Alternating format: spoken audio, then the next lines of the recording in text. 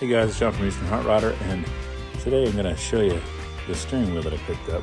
This is like a 62 Oldsmobile steering wheel. You can see how deep this sucker is. Gives you a hell of a reach. I've always wanted one of these. I don't know what I'm going to use it on. This chrome I started to clean up already a little bit with some 4-0 steel wool, and it's cleaning up pretty good. I got to fill in these spots here and clean the steering wheel up first. I like that it was red originally. I don't know what color we're going to paint it. Maybe we'll do like metal flake red or something. But I'm thinking maybe for the Willys, maybe for some other rat rod, or maybe just to hang on the wall. It's got the center logo here with the Oldsmobile symbol in there. But this would be really cool to put a chrome cone on here, because the horn is on these spots here, and they're free and they work. The bottom side, I sprayed it with some WD-40. We got clutch head screws that are down in here we want to take out to be able to service all our horn button stuff, and that plastic piece broke off. I don't know that I have another, so I'll have to probably order some parts for that. But splines are in good shape. It's obviously sat around either probably off the car for a long time. And this part here pops out. And if I can get it one-handed here, I don't know if I can. Oh, I guess it comes apart that way. So there's the lens. Might be able to use some plastic polish to get that cleaned up. And there's that Oldsmobile logo that goes in there. And this piece here fits down in this part. And I'm probably going to have to end up epoxying this part back together, I guess. Figure out how that goes. It goes on those pins there. But you can see this wire here is the ground wire for the horn. Looks like it probably went to that spot right there at one point. So I'll just have to make a new piece for that. Those clutch head screws go into this. So we're going to give that a little squirt of WD. Let that soak in there. That'll help free up everything that we have to get to. So the way this works, this is that horn ring. This disc goes down in here. I'm doing it with a dirt pan on the outside. Goes down this way. This fits over that pin there, that little groove. Well, that follows that down. This goes on top of that, and then this part fits under these pewter pins. So when everything's assembled, it all snaps down there, and that gives you that horn button look piece that snaps into that ring. So the first thing we're going to do is clean these pieces up. I don't think I'm going to end up using this, but it's kind of a neat thing. Like, I'm wondering if I could maybe if I can clean this shield up. Maybe we can figure out a way to incorporate something in there. Maybe use that stand and put some kind of emblem in there or something. I don't know. Might be cool. Or again, just use this cone here and stick a bullet coming up out of it, because that'll fit down in that.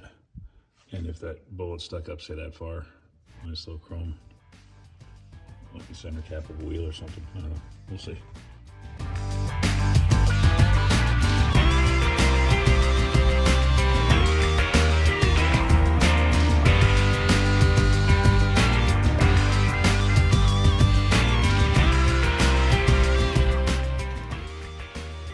So this part came apart even more than I thought it was gonna. So there's the lens cleaned up pretty good. This part came off separate in here, and you can see that used to be red, and it's faded. That the crosshairs in that thing there keep that from fading the rest of it behind there. So we'll have to paint that one. And this cap has like a ridge on it here that fits over that. And then this one has a lip on the inside that fits over that. So that assembles that part there. Now this part is gonna have to be, we're gonna bead-blast that and repaint it to get that rust off of there. And then we're gonna have to figure out how we're gonna make that attach again into these pins. It goes this way. They're peened over. So I think what we'll probably do is fit it back in there the best we can, peen it over, and probably a little bit of JB Weld built up around there to help hold that on there. But well, since that's off, I'm going to take advantage of that, clean and paint that, and we're going to get cleaned and paint this, or not paint it, but clean and polish it up. We're going to use some 4-0 steel wool. You can see a spot that I already did, but we'll like that. And I'd love to get it re-chromed, but it's not in the budget right now. So maybe someday, but we can fudge it pretty good by just polishing up there. That already looks pretty good. There's a couple bad pits in it, but overall it's pretty nice and serviceable the way it is, depending on what we're putting it on. Normally it's chrome in here. If that doesn't clean up good, looks like it's gonna. It's nice having that lens out of the way to be able to just kind of manhandle this thing as you need it, not have to worry about scratching that plastic. Chrome polish I have in here today, it's not the one I was looking for, but this will have to work. It's just a regular Mother's chrome polish. And mixing that with the steel wool, any of this chrome polish, doesn't really matter what brand you're using. So using the chrome polish on the steel wool gives a little bit of cutting action there. It's kind of like using a pot scrubber. That's a pretty good result already. Cool. And we'll get the outside of this thing. And this piece will look good as used. That's already looking pretty darn good. So if we take this piece, let's see if we can assemble this up. Lenses, everything that was already in there.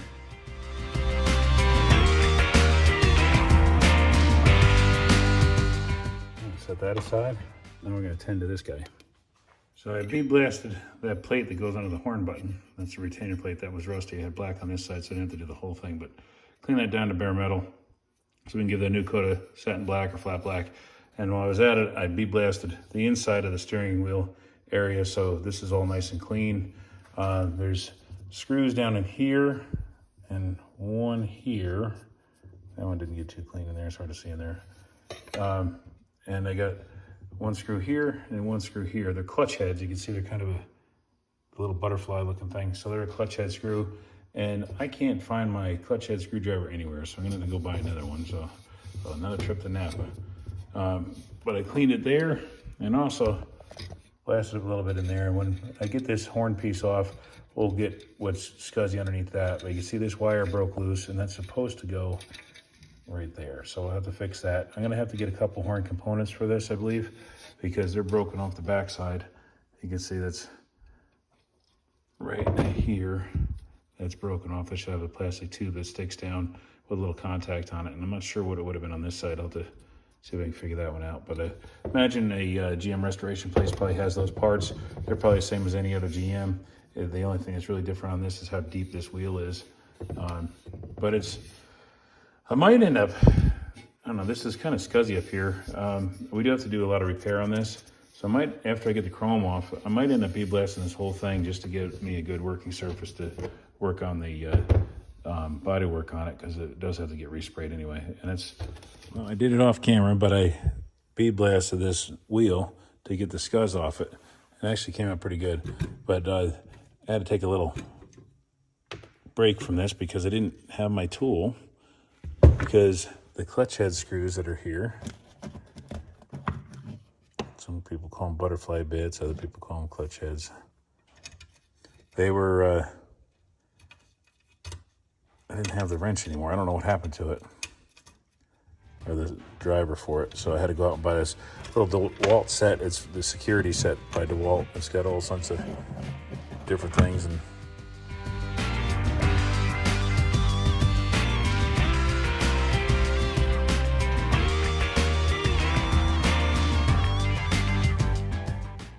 so we wiped it down. You can see how bad the cracks are there.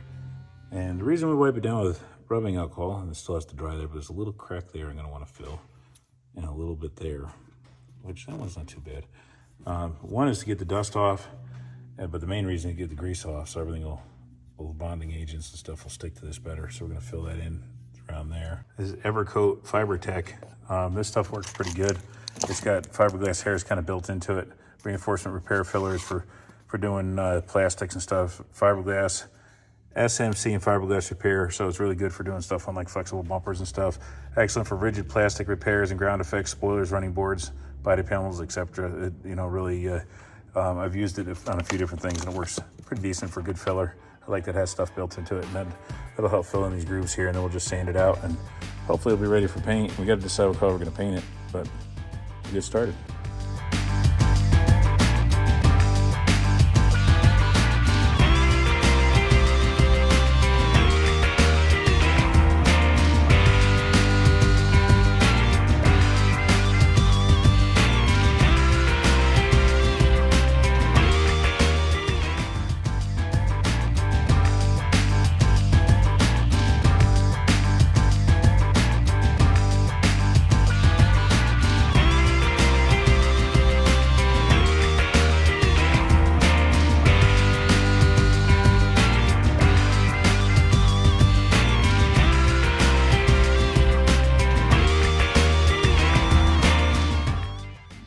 So giving it a second coat, I knocked it down pretty quick with some 80 grit, and it had some low spots.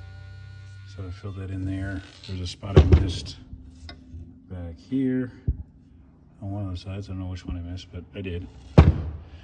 And now, second coat, skimmed it light. We'll let it set up, and then I'll knock the highs down with my razor blade, and then sand it with a little bit of 80, and then we'll go into probably 120, and then get finer from there. All right, so that's sanded with 120. Feels pretty darn smooth. I ended up having to sand the whole wheel lately. You can see the repairs that we made there. And I'm gonna get some red primer and spritz that wheel and see what it ends up looking like. See where we have to put more filler, see where we blend in fine, and see what it's gonna need. So I gotta make a trip to the store because I am out of red primer. So I just gave it a quick squirt of this high build primer here, sandable primer from Duplicolor. And I see I gotta sand this groove back here. That kind of disappeared and it looks a little fat there. That's where the plastic cracked and kind of moved up, so I can kind of see that there. But this side, it's still wet, so you can kind of see all the reflections and stuff. It's actually looking pretty darn good. I'll let this dry, and then we'll flip it over and get the other side, but you can see, again, right through this area, that kind of looks a little fat there. But it's a lot better steering wheel than it was when we first got it. Well, I'm happy with that so far.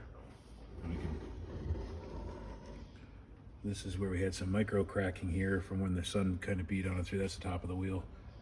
So that's filled in pretty good. I think a couple coats of high build primer is probably all it's gonna need.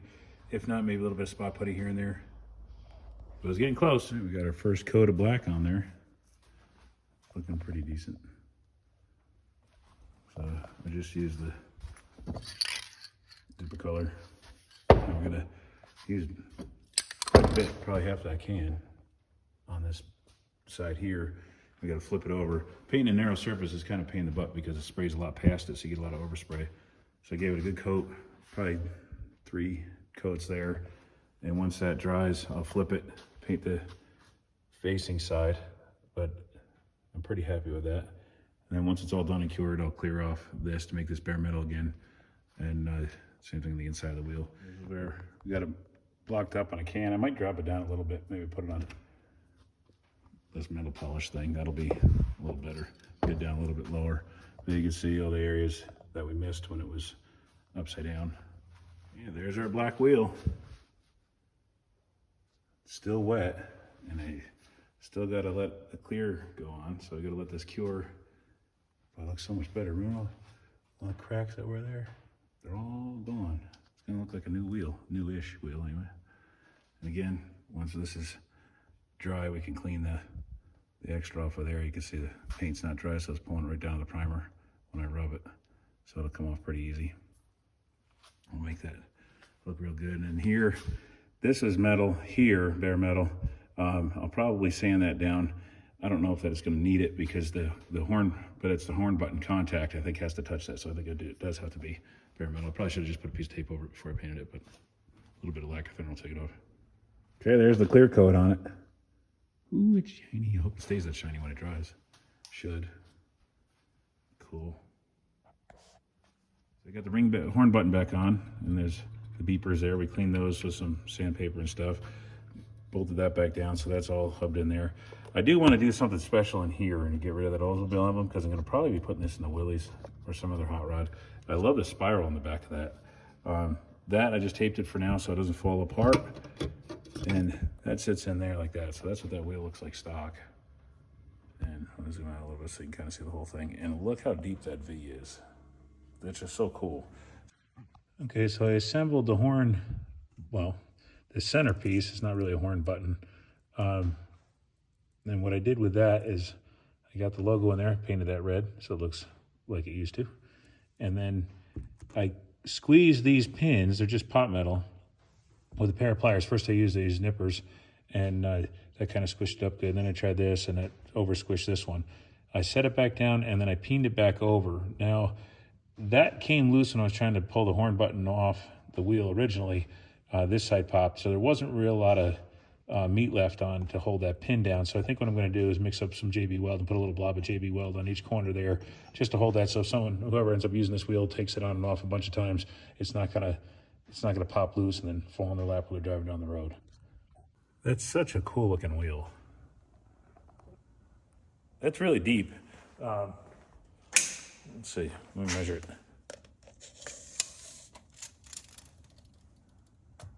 Yeah, look at that, about 10 inches deep. That's a heck of a deep wheel. So this would be a handy wheel and a hot rod with a short column that you move the seat back on. I'm pretty happy with the way it came out, you know, for not re-chroming or anything, just cleaning it up. It was pretty grungy. Cool. So that's it.